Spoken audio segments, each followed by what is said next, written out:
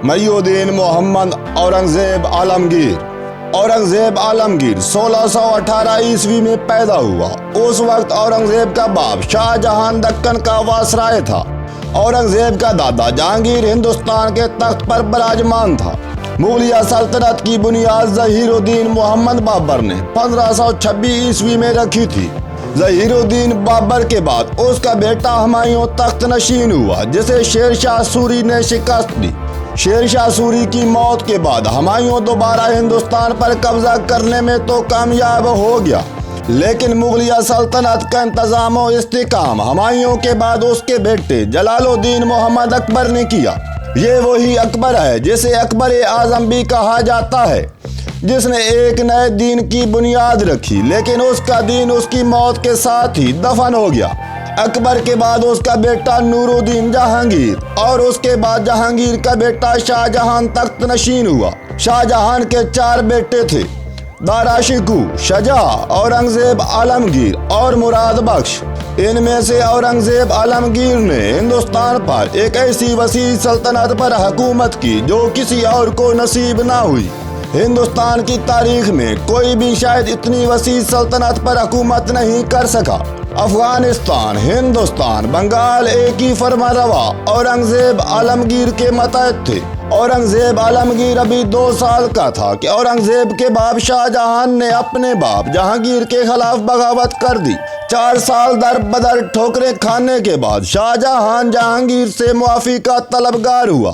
جہانگیر نے اس شرط پر معافی کا اعلان کیا کہ شاہ جہان اپنے 2 بیٹے دارا شکوہ اور اورنگزیب بطور ضمانت جہانگیر کے پاس بھیج دے، جسے شاہ جہان نے تسلیم کر لیا اور دونوں بیٹوں کو جہانگیر کے پاس بھیج دیا، جہاں ان کی پرورش جہانگیر کی بیوی نور جہان نے کی۔ جہانگیر 1627 عیسوی میں فوت ہو گیا۔ اس کے بعد شاہ جہان ہندوستان کے تخت پر بیٹھا۔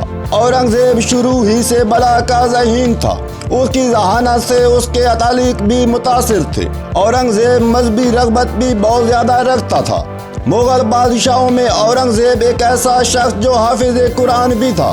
اورنگزیب کو فقہ کی کتابوں پر بھی کافی عبور تھا، لیکن اورنگزیب صرف کتابی کیڑا ہی نہیں تھا، وہ بچپن ہی سے شمشیر زنی اور سپہ گیری میں بھی ماہر ہو گیا تھا۔ اورنگزیب کی دیدہ دلیری کی مثال اس کے بچپن کے ایک واقعے سے ملتی ہے۔ شاہ جہان نے ہاتھیوں کی لڑائی کرائی، جس میں 4 شہزادے اور امراء اپنے اپنے گھوڑوں پر سوار ہو کر میدان میں کھڑے ہو کر یہ مقابلہ دیکھ رہے تھے۔ اورنگزیب کی خطرہ پسند طبیعت نے اسے ٹکنے نہ دیا۔ اورنگزیب اپنے گھوڑے کو بڑھاتے بڑھاتے ہاتھیوں کے بہت نزدیک پہنچ گیا۔ ایک ہاتھی نے پلٹ کر اورنگزیب پر حملہ کر دیا۔ اورنگزیب کی اس وقت عمر 14 سال تھی اور اورنگزیب کی سالگرہ کے موقع پر یہ تقریب ہو رہی تھی۔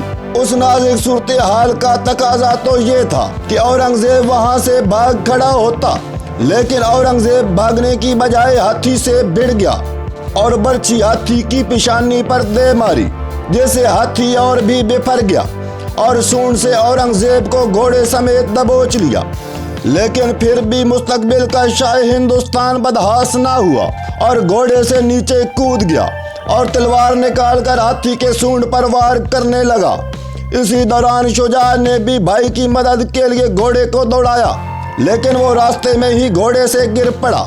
بہت سے محافظ بھی اورنگزیب کی مدد کو پہنچ گئے، جس سے ہاتھی وہاں سے بھاگ گیا۔